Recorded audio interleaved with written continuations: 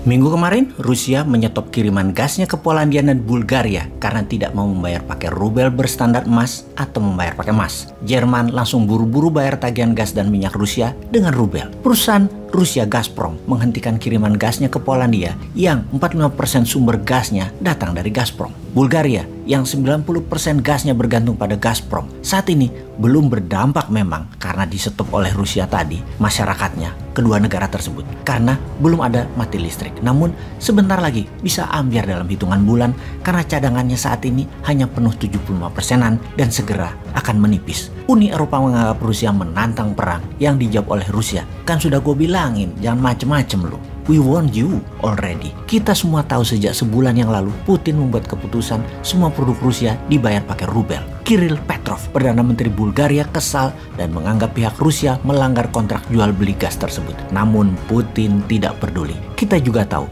minyak bumi dan gas tidak mudah digantikan dengan seketika. Dibandingkan di rumah misalnya, ketika sambal botolan di rumah habis, kita bisa ganti dengan sambal ulek, sambal mata, sambal dadak yang dibuat dengan segera. Menggantikan sumbernya untuk gas dan minyak bumi, Anda harus menyiapkan jalur pipa baru, jalur distribusi baru, perlu tahunan membangunnya. Kita kembali ke Rusia yang memaksa menggunakan emas atau rubel berpatokan emas. Ini mengingatkan satu hal lagi tentang kekuatan tawar dolar yang ditantang rubel dan emas. Membuat otak liar kita yang merasakan ketidakadilan dolar mulai mendidih.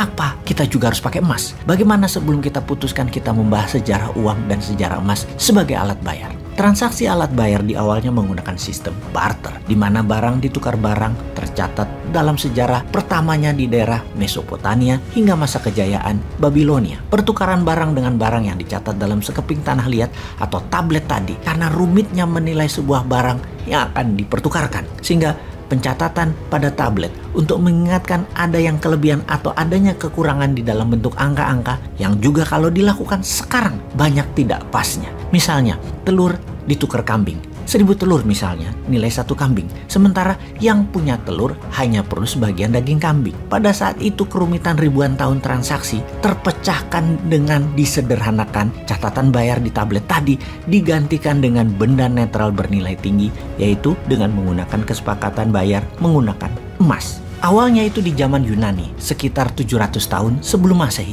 alias dunia selama 2000 tahunan sebelum koin emas dipakai sebagai alat tukar kepercayaan transaksi, masih menggunakan barter yang dicatat di tablet. Dengan adanya koin emas berbagai ukuran, maka kehadiran pencatatan dalam tablet menjadi tidak diperlukan lagi. Setelah jual beli bayar pakai koin emas, putus sudah hubungan dagangnya. Koin emas juga disebut fungible karena bisa menjadi alat tukar barang apapun karena kesamaan nilai. Fast forward ke abad 14 di mana kertas dipergunakan sebagai alat bayar yang lebih ringan dan lebih rinci nilainya. Sebentar kita break dulu di sini. Kita bahas uang kertas yang ringan dan rinci ini ternyata mempercepat jalannya pertukaran barang dan mempercepat pertumbuhan ekonomi di sebuah wilayah. Bandingkan selama 2000 tahunan transaksi menggunakan barter dan tablet, ekonomi dunia belum bisa merata hanya di daerah-daerah tertentu di muka bumi ini. Lalu ketika menggunakan emas, koin emas sebagai benda fungible alat tukar, perekonomian dunia mulai bergerak kencang. Silk Road salah satu mahakarya transaksi menggunakan emas ini. Kemudian sejak abad 14,